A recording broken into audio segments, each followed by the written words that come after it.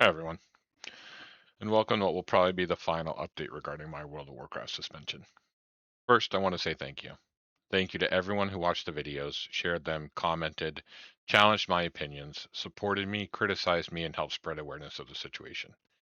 Thank you to the content creators who covered the story, whether you agreed with me completely, partially, or not at all. I genuinely appreciate the fact that you took time to discuss it. Even some of the more creative theories that appeared in comment sections gave me a laugh. This video isn't really about new developments, it's more of a final update, a final status report, and some closing thoughts. So here's what I'll cover in this video. The final actions taken regarding the WoW suspension with some final thoughts, addressing a common question. How does this dude know so much about this stuff? And then the future of the channel and me. One of the most common questions I received was, did you request your GDPR data? Yes, absolutely. In fact, it was one of the very first things I did. The reality is that obtaining that data is relatively straightforward. Reviewing everything takes considerably longer. After going through all of it, I can tell you there was nothing particularly surprising. For completeness, I wanted to briefly show some of the information that was included. Obviously, I'm not going to publish every detail. There's a significant amount of account information and personal information contained within those records. But what I can show is enough to demonstrate that there wasn't some hidden smoking gun waiting to be discovered. Nor was there any confirmation that Blizzard investigated, verified, and could find some evidence of what players accused me of. At this time, it is still third-party applications, which could be anything from my Naga X Razor software to a developer tool I mistakenly left running. Which, if that's what I did, completely my bad. It's still skeptical that the stance is the players reported me. Here are the full account actions taken across every instance. At first, it looks rather damning because it's a lot. Lots of actions taken. But if you look at the dates, they're all the same dates with the same information. So this was an account-wide action, which hit every instance of WoW, including the Korean and Taiwan instances, which I've never played on and have no characters. As you can clearly see, first-time offense, no record of previous penalty histories or enforced penalties. As I reviewed the account actions and case history, what I found largely matched what we had already discussed publicly. One item that might look unusual is a duplicate ticket that appears in the history, case ID 10475063. That ticket was closed by me because I had accidentally submitted two requests within a couple minutes of each other. Beyond that, you'll also see a few completely unrelated support interactions from years ago. Things like a bugged reputation item, a stuck character request, and a region change inquiry. I intentionally left those visible so people could see the complete picture.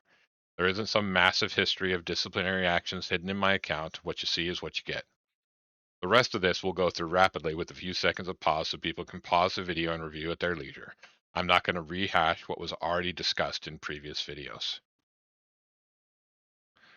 Here's a continuation of case history. I intentionally left an overlap at the top with the bottom of the previous slide so that people can see it's continued. There's nothing new that we haven't previously discussed. Here's where you can see a couple tickets I raised back when I had a bug rep item, when I made use of the stuck character service, and when I submitted a country region change request for my Battle.net account, just so folks can see the full case history. And then here is the overlap with the case history, and then we go into the penalty history and enforcement, which we had just got done discussing. So folks can see there's nothing further. So where does everything stand now? From my side, all actions are complete. Everything that I intended to do has been done. At this point, it's largely a waiting game with external entities. Many of you already know that I filed consumer complaints. Will they accomplish anything? Maybe, maybe not. But I believe consumers should speak up when they feel a company has failed to meet reasonable expectations.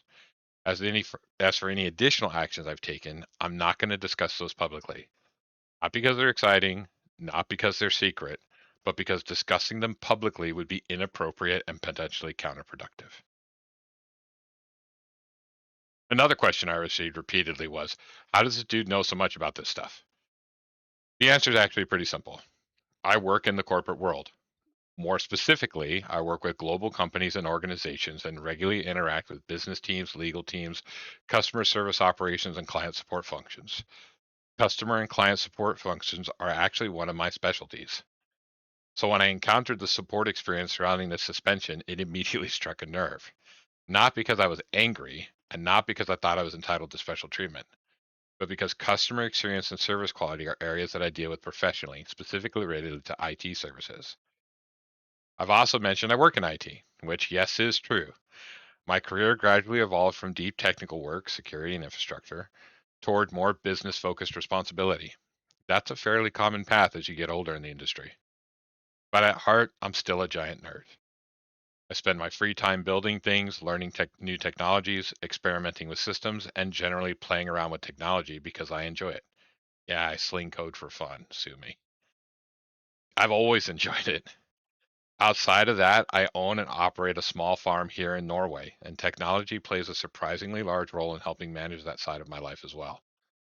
Corporate job pays for the farm and pays the bills. The farm pays me back in peace, quiet, and happiness. So what's going to happen to this channel? Nothing dramatic. It's going to stay here.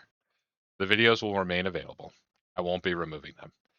And unless something changes with my suspension, this will be my final update on the subject.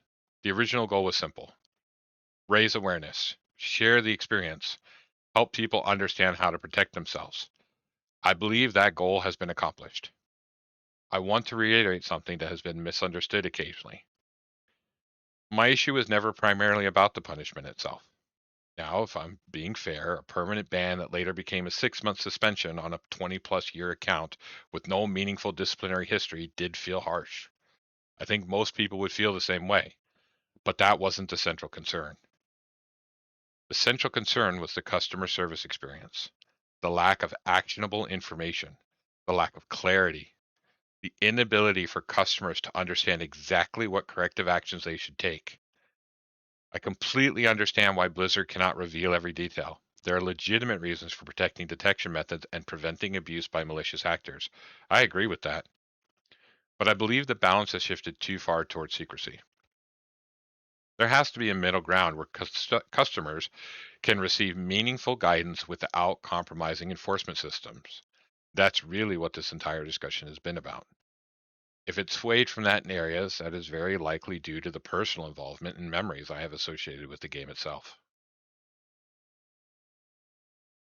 I've also received a lot of comments saying, why stop? You're getting views, you're getting subscribers.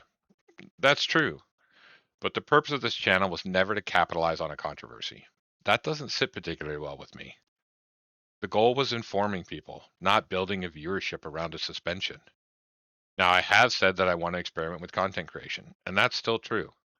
But throughout this series, I adopted a very measured, professional tone. That's only one part of who I am. The version of me you've seen here is probably closer to the guy sitting in a conference room addressing C-level executives than the guy sitting in front of a gaming PC. If people are going to follow me into future content, I'd rather they meet something closer to the real me. Another common content was, I'm afraid this could happen to my account. I think that's a reasonable concern, but there's also an important reality that every MMO player eventually has to accept. We don't own these games. We don't own the accounts. We're granted access to them. One day your account might be suspended, and one day the game might be shut down. Goodbye, New World. We loved you for a time. One day the company might move on. The only thing that truly belongs to the players is the community. That's the thing worth investing in. Don't let fear stop you from enjoying a game because eventually every game ends. The important part is the people you meet along the way and the experiences you shared together. Keep the good ones close. Let the bad ones leave with the game. That's some solid life advice in general, I feel. So let's wrap this up. If you want to find me in the future, it won't be difficult. I'll make sure any future projects are easy to discover from here. Whatever content I create next will be much more casual. Less corporate presentation, more random guy talking about games, the industry, and the journey it's been on. I have a good career. I have a good life. I have absolutely no illusion that I'm going to become some massive full time creator. And honestly, I don't think I'd want that. I just enjoy creating things. I enjoy conversations. I enjoy hearing different perspectives, and I enjoy sharing stories from a lifetime of gaming. I've been gaming since before the internet became mainstream. Let that sink in for a second. I've watched gaming culture evolve from something people mocked into one of the most influential forms of entertainment on the planet. When I was a kid playing Pac Man on an Atari 2600, I could never have imagined where gaming would end up. The rise of online communities, the rise of streaming, the rise of YouTube, the friendships, the rivalries, the shared experiences. It's been an incredible journey.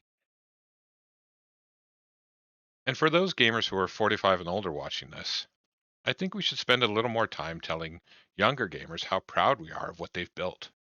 Look how amazing it's all become. From playing Space Invaders to Nintendo Power Magazine and arcades to online gaming, EverQuest, World of Warcraft, New World, Guild Wars 1, 2, and now 3 is coming. I'm really excited about this. There are even halfway decent video game movies. That can't always have been called true. Seeing people cosplaying as your favorite video game characters, massive conventions, it's just so all breathtaking to behold when you sit back and really look at it. Would 10-year-old you ever think any of this would have been possible when you were racing home from school on your bikes, bursting through the door, throwing your backpacks on the ground, and coming to a sliding halt just to get in a few quick matches of pro wrestling in with your best friend? And yes, I was a Starman main. As fans and consumers, they took the culture we helped start and transformed it into something far larger than any of us could have imagined. And honestly, that's pretty amazing. Thank you all for watching. Take care of yourselves. Take care of each other. And I'll see you down the road.